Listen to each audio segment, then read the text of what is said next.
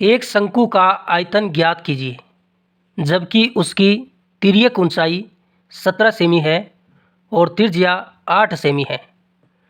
तो सबसे पहले हम शंकु की आकृति बना लेते हैं। शंकु की आकृति में जो ये इसका आधार होता है ये वृत्ताकार होता है और यहाँ से लेकर इसकी त्रिज्या r होती है। ये शंकु की ऊंचाई h होती है और यहाँ पर बनने वाला कोण 90 डिग्री होता है और ये जो ऊंचाई है ये इसकी तिर्यक ऊंचाई l होती है।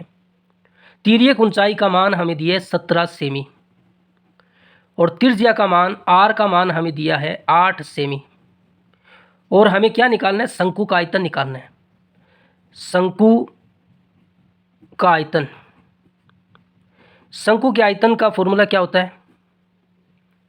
1/3 पाई आर स्क्वायर एच होता है।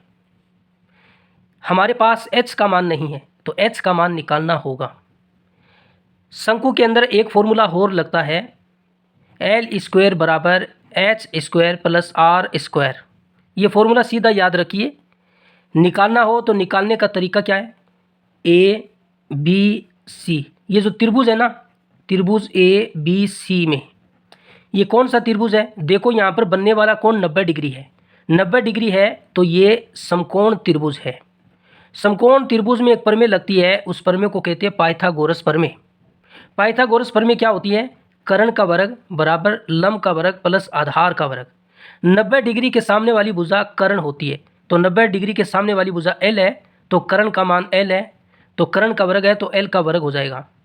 ये इसका लंब होता है, लंब का मान h है तो h स्क्वायर हो जाएगा और आधार इसकी त्रिज्या है, आधार का वर्ग है तो त्रिज्या का वर्ग हो जाएगा। इस तरीके से ये फॉर्मूला बनाया जाता है जो आपको सीधा याद रखना है। हमें h का मान निकालना है तो h स्क्वायर यहाँ पर रहेगा, ये प्लस का r स्क्वायर उधर जाएगा तो माइनस का होगा तो L square minus R square. अब यहाँ से देखिए l का मान कितना है? 17 सेमी तो 17 का वर्ग हो जाएगा माइनस r का वर्ग तो 8 है तो 8 का वर्ग हो जाएगा। 17 का वर्ग याद होना चाहिए आपको 289 होता है, माइनस 8 का वर्ग होता है 64। घटा लीजिए कितना आएगा? 9 में 4 गया 5 आएगा, 8 में 6 गया 2 आएगा और ये 2।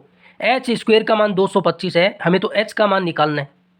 ये वर्ग हटाएंगे तो इस पर वर्गमूल लगेगा और 225 का वर्गमूल हम जानते हैं 15 होता है। ये वर्गमूल और वर्ग आपको याद होने चाहिए। तो एच का मान आ गया तो इसमें रख देते हैं कितना? 1/3 पाई का मान 22/7 लेते हैं। आर का मान कितना? 8, आर का वर्ग है तो 8 का वर्ग कर देंगे तो 64 होगा गुणा एच, एच का मान कितना है? 15। सभी को गुणा कर लीजिए, कटेगा नहीं है, ये 15 3 के पाड़े से कटेगा, 5 3 15 हो नहीं कट रहा है तो गुणा कीजिए।